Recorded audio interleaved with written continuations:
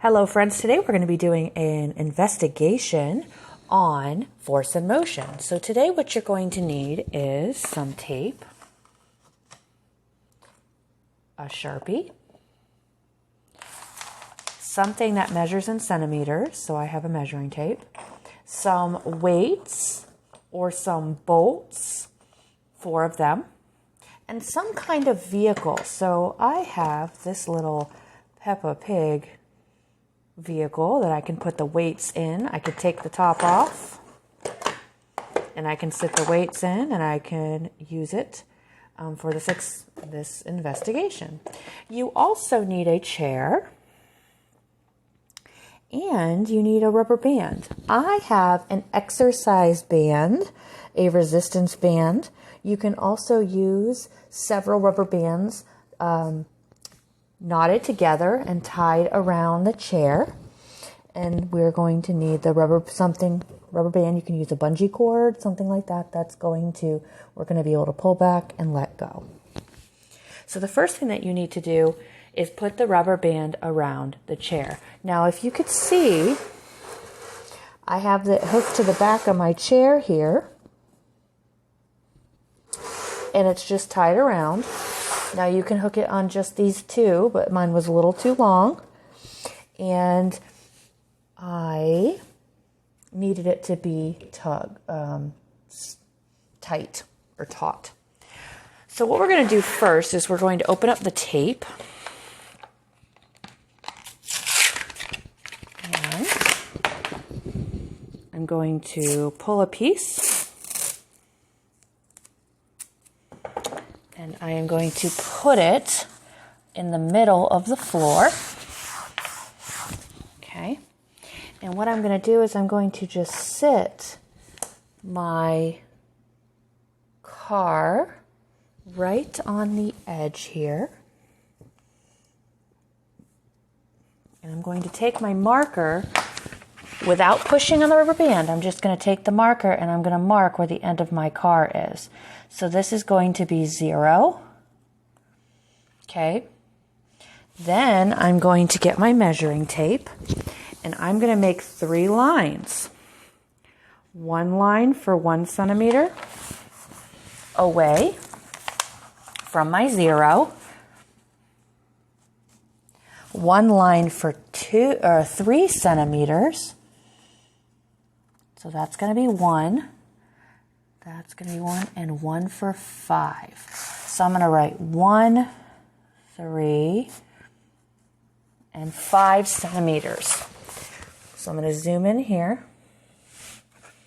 And you are going to need to mark on your tape 1, 3, and 5 centimeters. So this 0 is the back of my car, or the back of my wheels. And I put the line where the back of my wheels are. I'm going to show a different angle here.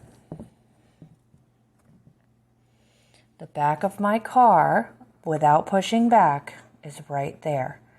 Then from that point, I measured 1 centimeter, 3 centimeters, and 5 centimeters. You can do this on an index card too if you don't have tape, but index cards move, so I like to use masking tape. So that is how we will set up. All right, I taped my measuring tape, and you can put a ruler down if you need to, or you could use some yarn to measure and then use your ruler to measure it.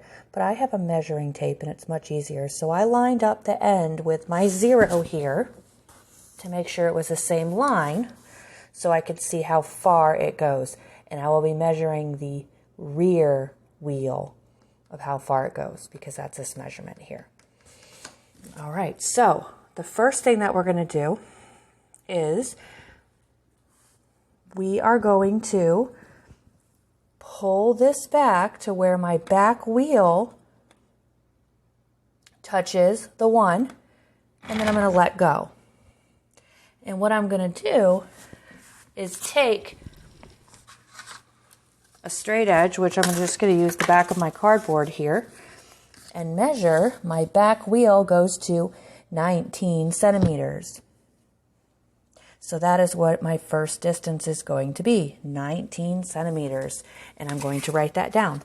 Now I'm going to do that 2 more times because I always want to do it 3 to 5 times. I'm going to do it the same way.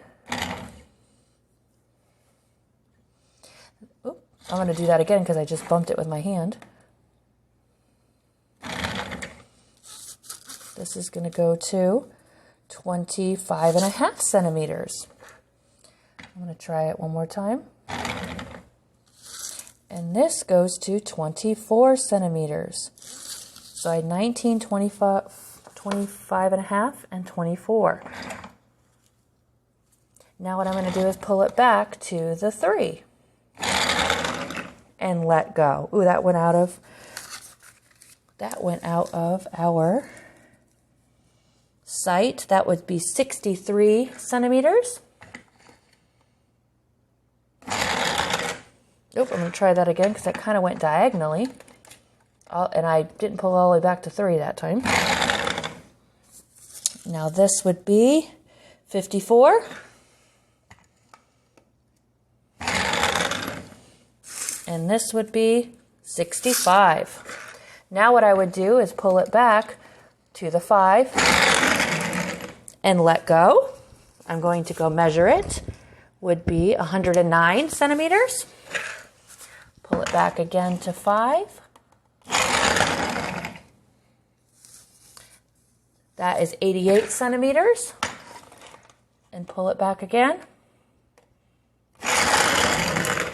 Ooh, that went the furthest. That is 118 centimeters. So let's think about it. When I pulled it back to 1, it only went from 19 to 25.5 centimeters. When I pulled it back to the 3, it averaged around the 50s and the 60s. When I pulled it all the way back to the 5, it went up to the hundreds and distances. So if I pull it back, I'm giving it more force. I'm giving it more energy, which results in more force. So the more force you get, oh, I pushed my chair back. I gave it so much force. The further something goes. So how does force affect motion? Okay, now the second part of this is we're only going to be using our 3 centimeters. We want to make that consistent. We want that to be our variable. So I'm only going back to 3 each time.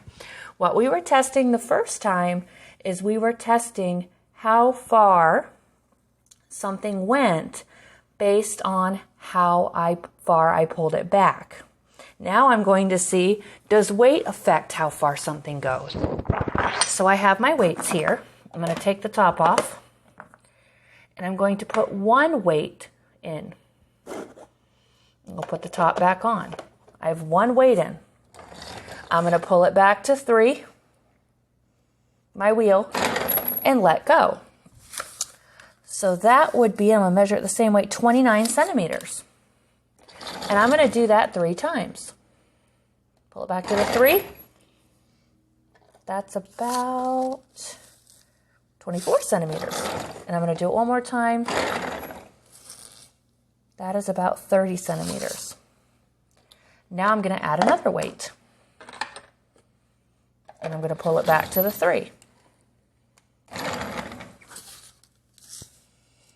That's 30.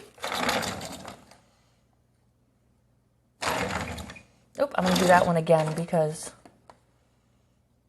my hand got in the way. That is 40. And that is 34. Okay, let's do 3. Let's put another weight in. So we have 3 weights, and we're going to pull it back to the 3.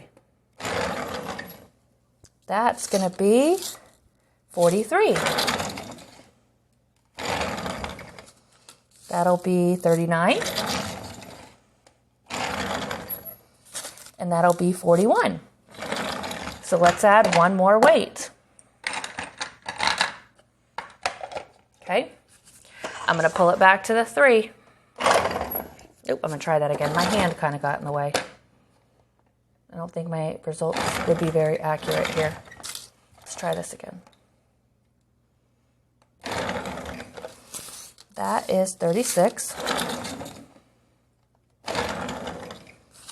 That one is 41. And that one is 41. All right, so the more weight we put in here, the further it went. So we were measuring how far it would go, and what we were controlling is the amount of weight inside of our little camper van car here. So let's think about a conclusion that we could draw based on how far it went and how much weight we had.